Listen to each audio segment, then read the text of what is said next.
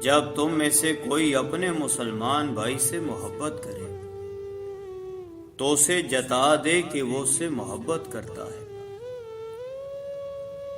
تم مجھے ضعیفوں اور کمزوروں میں تلاش کرو، کیونکہ تم کو رزق اور نصرت ضعیفوں کی برکت سے دی جاتی ہے۔ جنت میں ایسے لوگ داخل ہوں گے جن کے دل چڑیوں کی طرح نرم ہوں گے۔ جس نے رمضان کے روزے کو فرض سمجھ کر ثواب کی امید سے رکھا وہ بخشا گیا۔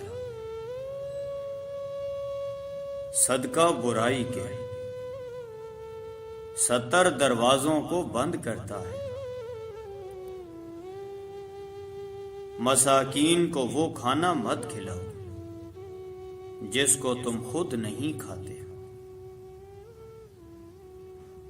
کھانے سے پہلے وضو کرنا تنگ دستی کو دور کرتا ہے۔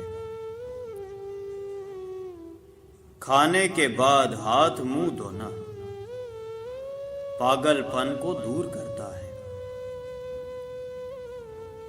تکلیف کی گھڑیاں خطاؤں کو مٹا دیتی ہیں۔ معاف کر دینے سے اللہ تعالی عزت میں اضافہ فرماتا ہے۔ اپنے والد کو نام سے نہ پکارا کرو اور نہ ان کے آگے چلایا کرو اور نہ ہی ان سے پہلے بیٹھا کرو۔ سب سے افضل صدقہ روٹھے ہوئے لوگوں میں صلح کرا دینا ہے۔ میری امت کے بوڑھے کی عزت کرنا میری عزت کرنا ہے۔ میری امت کی عورتوں کے لیے سونا اور ریشم حلال کر دیا گیا ہے اور مردوں پر حرام کر دیا گیا ہے۔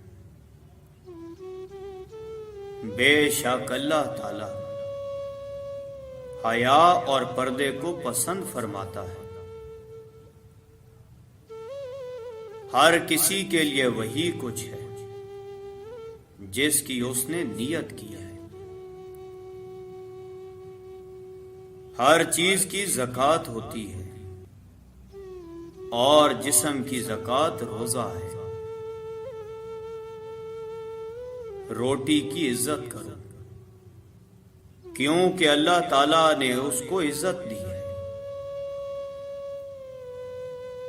جن باتوں کو شرع نے منع فرمایا ہے اگر تو ان سے بچے گا تو تو گویا سب سے بڑا عبادت گزار ہوگا۔ حسن اخلاق گناہوں کو اس طرح پگھلا دیتا ہے جس طرح دھوپ برف کو پگھلا دیتی ہے۔ اللہ کی عظمت بیان کر، وہ تم کو بخش دے گا۔ جو ظالم کی مدد کرے گا اللہ تعالیٰ اسی ظالم کو اس پر مسلط کر دے گا۔